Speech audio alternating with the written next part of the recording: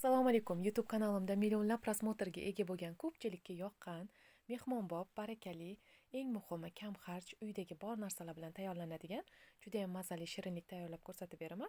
Miksersiz tayyorlanadigan shirinlik bo'ladi. Buning uchun bitta like bosib, kanalimga obuna bo'lib, videoni kuzatishda davom etamiz. Birinchi bo'lib zavarnoy krem tayyorlab olamiz, chunki ko'jlari tez tayyor bo'ladi. Zavarnoy krem sovishiga ham vaqt ketadi. Shuning uchun birinchi bu kremni tayyorlaymiz. Mahsulotlarni videoda ko'rsatib o'tdim. Gazga qo'yadigan chuqurroq idishimizga bir dona tuxum solib, aralashtirib olib, ustidan shakar, unimizni solib, sutni yarmini quyib, yaxshilab aralashtirib olamiz.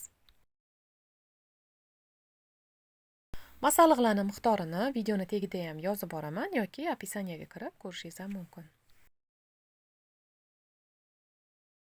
Ko'rganingizdek sutni yarmini quyib yaxshilab aralashtiramiz. Xuddi shu usulda tayyorlasangiz, kremingiz bir xil tekis bo'lib chiqadi, chiroyli bo'lib. Endi qolgan sutni quyib, gazga qo'yamiz.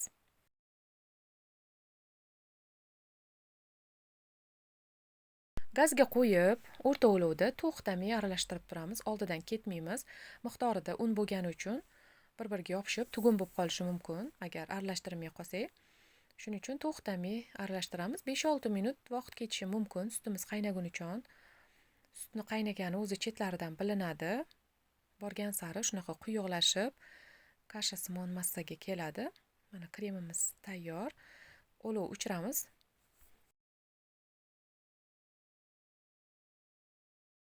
Krem ustini yopamiz. Salofanni kremga yopishtirib yopamiz. Kremni xona haroratida sovutamiz, xolodilnikda emas. Endi xamir qilishga kirishamiz. Chuqurroq gazga qo'yadigan idishimizga 6 dona tuxum soldim. 250 gram shakar solib, yaxshilab aralashtirib olamiz.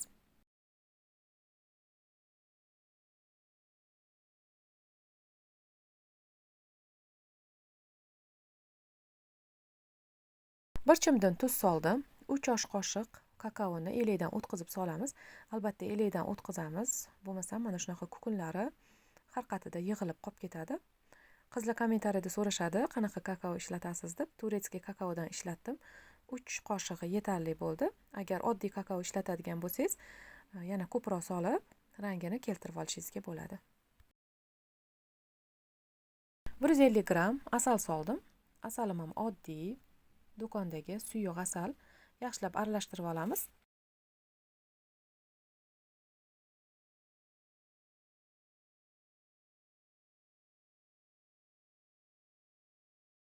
$250 gram xona haroratida yumshagan sariyog' yoki margarin solamiz. Men sariyog' ishlatdim. Endi gazga qo'yamiz. Gazga qo'yib, o'rta olovda to'xtamay aralashtirib turamiz. Sariyog', shakarlar erib ketgunicha. Eslatib o'taman, yumshoq xona haroratida yumshagan sariyog'ni ishlatamiz. Muzlatgichdan olib ishlatgan sariyog' yoki margarinimiz erigunicha massamizni miqdorida tuxum bo'lgani uchun pishib qolishi mumkin yoki sifati yo'qolishi mumkin. Shuning uchun yumshoqrog'ini solib, tezroq eritib olamiz. Erigandan keyin olov o'chiramiz. 1 choy qoshiq sodani ichiga 1 choy qoshiq uksus solib aralashtirib, massani ichiga solamiz. Ko'pirib, mana shunaqa ko'rinishga keladi, aralashtirib olamiz.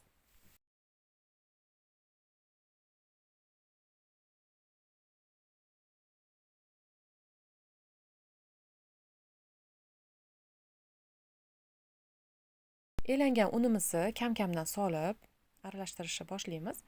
Unni birdaniga ko'p sovormaymiz, qattiq xamir bo'lib qoladi. Kam-kamdan solib aralashtiramiz. Hozir video davomida ko'rsatib o'taman. Quyuqroq xamir bo'ladi.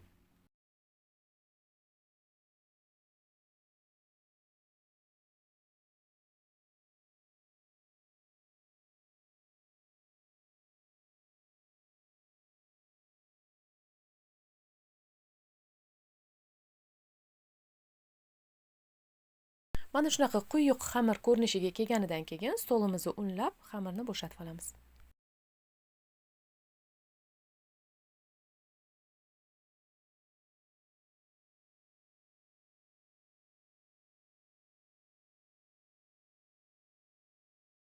Mana shunaqa plastilinga o'xshagan xamir bo'ladi. Xamir mushlanmaydi, chunki mushlab ham bo'lmaydi, juda ham yumshoq. Un bilan aralashtirib ozgina qattiqroq qilib olamiz, lekin xamiri qattiq qilib yubormaymiz. Shunaqa suyuqroq xamir bo'ladi, qo'lga yopishqoqroq xamir bo'ladi. Ortiqcha unlarini olib tashlaymiz. Endi buni bo'laklarga bo'lib, zo'lachalar yasab olamiz.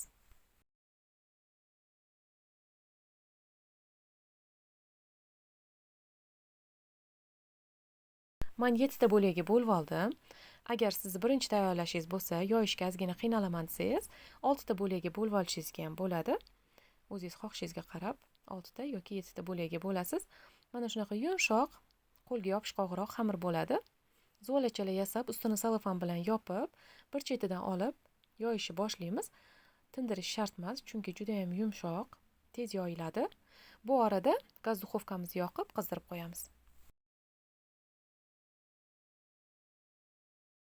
Ko'jlarni pishiradigan listim razmeri 30 ga 35 sm.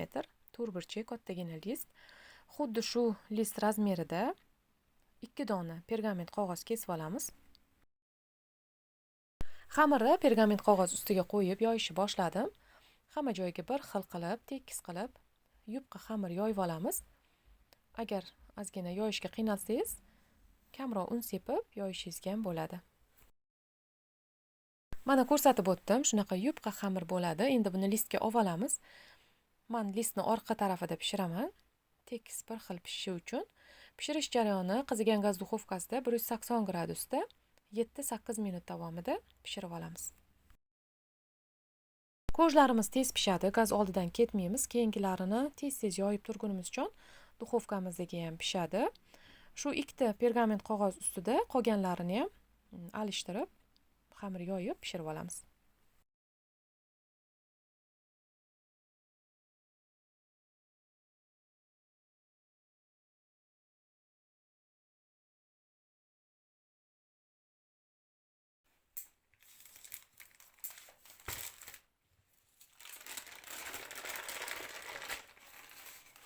Ko'jlarimiz pishdi.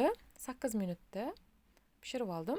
Duxovkani faqat tegi qismini yoqdim. Ustini yoqish shart emas. Pergamentdan ajralishi ham oson bo'ladi, ishimiz ham tez bitadi. Listda tegi yopishib qolishi mumkin, shuning uchun albatta pergament qog'oz ishlatishingizni tavsiya qilaman.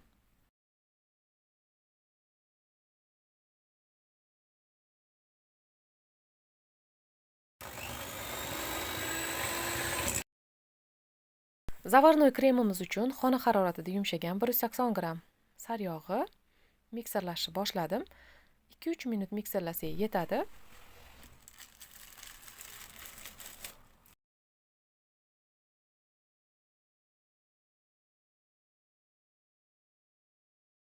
Xona haroratida sovigan zavarnoy kremimizni bir qoshiqdan saryog'i ichiga solib mikserlashni davom ettiramiz.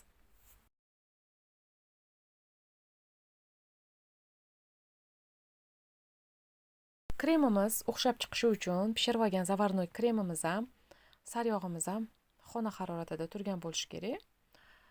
Saryog'i agar xolodilnikdan olib ishlatsak, kremimiz buziladi, o'xshamay qoladi. Shuning uchun ikkalasi ham bir xil haroratda bo'lsa, shunaqa bir xil tekis mayin krem chiqadi.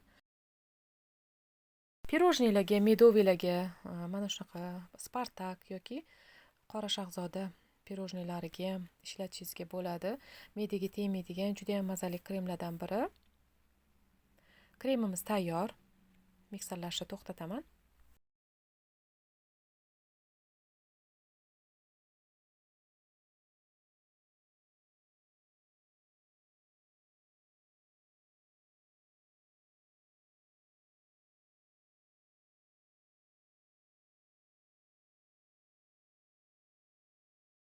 Kremimiz tayyor. Endi ko'jlarimizni yig'ib ham bo'ladi.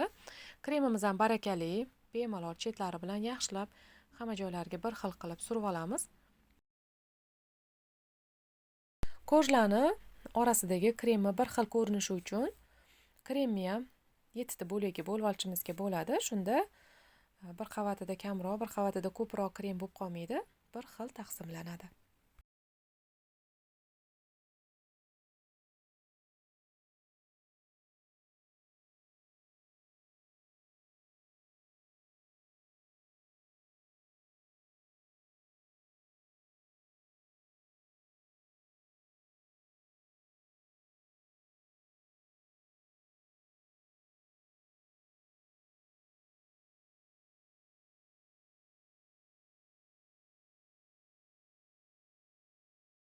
Oxirgi 7-qavatini ham qo'yib, ustilarini, atroflarini yaxshilab tekslab olamiz. Xohishingizga qarab ganash tayyorlasangiz ham bo'ladi, ustiga quyish uchun yoki oddiy shokoladni eritib quyib olishimizga ham bo'ladi.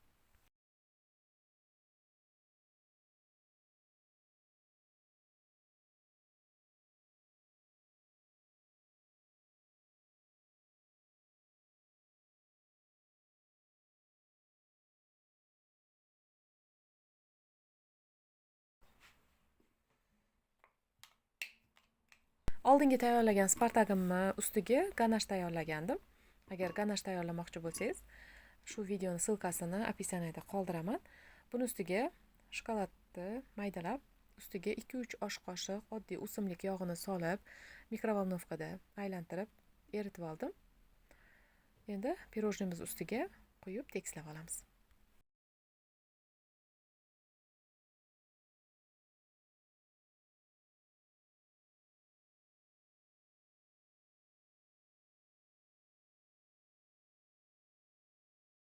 Agar kechqurun tayyorlab qo'yib, ertasi kuni dasturxonga tortsangiz, ko'zlariga kremlari singib, yana ham mazali, yumshoq, mayin bo'lib turadi. Videoga olganim uchun oralarini ham kesib ko'rsatdim. Barakali, ko'pchilikka yoqadigan pirojni chiqadi. Mehmonbob. Katta kusoklarga kesganim o'zida 36 ta kusoklar chiqdi. Agar maydaroq kesaman desangiz, undan ham ko'proq chiqishi mumkin. Albatta tayyorlab ko'rishingizni tavsiya qilaman. Do'stlaringiz bilan ulashishni ham unutmang. Bugungi videoyim sizlarga yoqqan bo'lsa, tushuntirib bera olgan bo'lsam, bundan juda ham xursandman.